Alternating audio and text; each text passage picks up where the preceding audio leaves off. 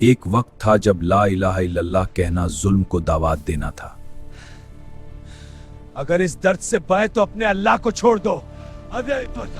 جب ایک بوڑھی ماں اپنے دین کے لیے اپنی جان دے دیتی ہے لیکن جھکتی نہیں، لیکن پھر وقت نے رخ بدلنا شروع کیا، راتوں کی تاریکی میں زیادہ کھلے گئے۔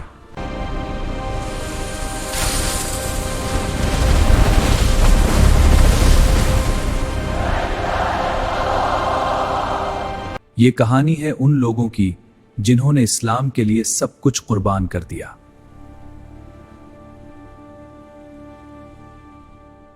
جب ابو بکر صدیق اسلام میں داخل ہوئے تو وہ تنہا نہیں آئے، وہ اپنے ساتھ لائے عثمان ابن عفان، زبیر ابن عواف اور طلحہ ابن عبید اللہ۔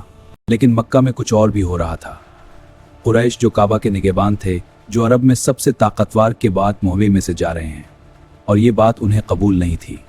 ابو جال جس کا اصل نام عمر بن ہشام تھا، اس نے فیصلہ کیا جو بھی اس دین کو اپنائے گا اسے ایسی سزا دی جائے گی کہ دوسرے کبھی سوچیں گے بھی نہیں۔ اور پھر شروع ہوا اسلام کی تاریخ کا سب سے سخت دور۔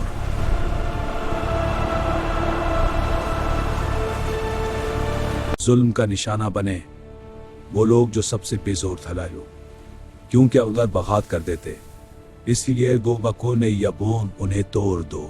مکہ میں اب انسانیت نہیں، صرف طاقت بولتی تھی۔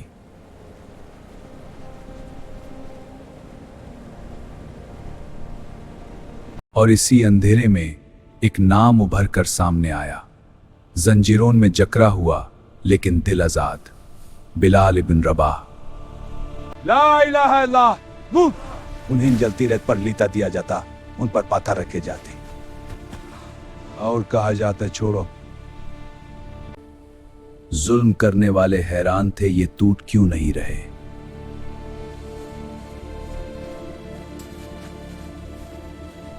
پھر ایک دن ابو بکر وہاں سے گزرے، انہوں نے بلال کو دیکھا اور فوراً رک گئے۔ انہوں نے امیہ سے کہا اسے آزاد کر دو، یہ میرا غلام ہے، میں اسے نہیں چھوڑوں گا۔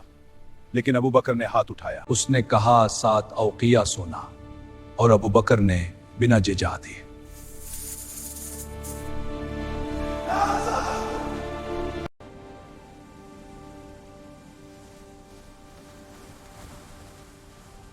یہ تھا ایمان، یہ تھی قربانی۔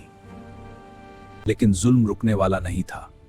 ایک اور گھر امتحان سے گزر رہا تھا، عمر ابن یاسر کا گھر۔ ہاں، مگر یہ امتحان ہمیں اور مصبور۔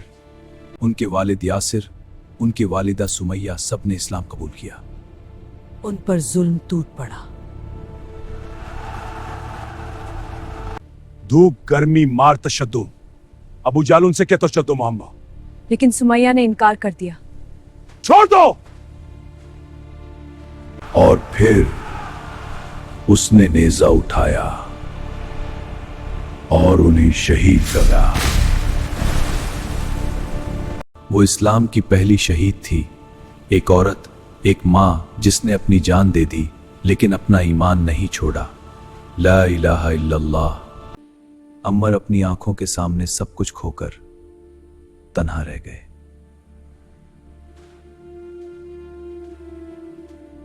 اس ظلم کے دور میں مسلمانوں کو ایک محفوظ جگہ کی ضرورت تھی۔ پھر دارالارقم کا انتخاب ہوا۔ یہیں پر مسلمان چپ کر جمع ہوتے، قرآن سیکھتے اور اپنا ایمان مضبوط کرتے۔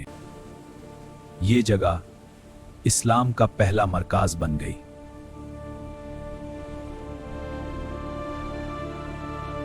وقت گزرتا گیا اور مکہ میں ایک نئی سوچ پھیلنے لگی، ایک ایسا پیغام جہاں نہ رنگ کا فرق تھا، نہ دولت کا۔